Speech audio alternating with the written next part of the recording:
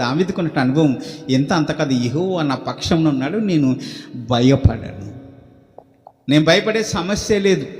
నా రోగానికి నేను భయపడనండి, నా వేదనకు నేను భయపడను, నా అప్పుల బాధకు నేను భయపడను.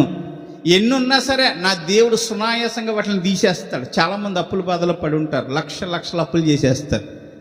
అప్పులు చేసి ఇంకా తీరే సమస్య లేదు, ఇంకా ఎటు వచ్చే అవకాశమే లేదు, ఇంకా అన్ని మార్గాలను మూసుకుపోయినాయి, స్ట్రక్ అయిపోయినాయి, ఇంకేం చేయాలి అర్థం కాదు.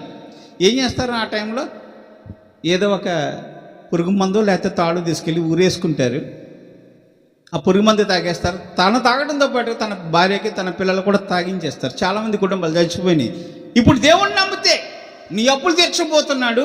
ఇప్పుడు దేవుణ్ణి నమ్మితే నీ రోగాన్ని తీర్చబోతున్నాడు. నీ సమస్యలన్నీ పారద్రోలబోతున్నాడు. నీ శత్రువుల దగ్గర రాకుండా దేవుడు తన హస్తాన్ని అడ్డు పెడతాడు, నిన్ను బలపరుస్తాడు, ఆయన రెక్కల చట్టు నిన్ను మరుగుపరుచుకుంటాడు. యెహోవా నా పక్షమున ఉన్నాడు, నేను భయపడను అని నువ్వు చెప్పగలగాలి. విశ్వాసంతో ఉండాలి. అంతే కదండి. చాలామంది డబ్బులు అప్పులు చేస్తారు, ఒక్కసారి జెండా ఎత్తేస్తారు. వాళ్ళు ఎలాంటి వాళ్ళు? మొండి వాళ్ళు కదండి. నేను విన్నాను, ఒక ఆయన ఏంటండి, చాలామంది దగ్గర ధాన్యం కొన్నాడట. ధాన్యం కొని వాళ్ళకి డబ్బు ఇవ్వాల్సి వచ్చేసరికి నా దగ్గర డబ్బులు లేవు, అంతా పోయిందని చేతులు ఎత్తాడట.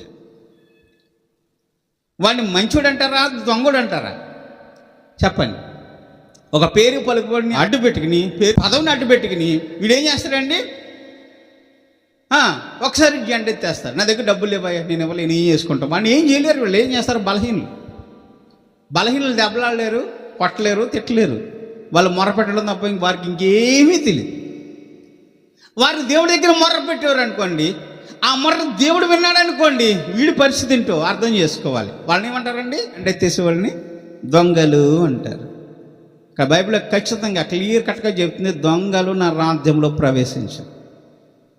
ఆలోచించాలి. దొంగలు, వ్యభిచారులు, మాంత్రికులు, ఇక ఆడంగితనం కలిగినటువంటి వారు, వీరెవరు నా రాజ్యంలో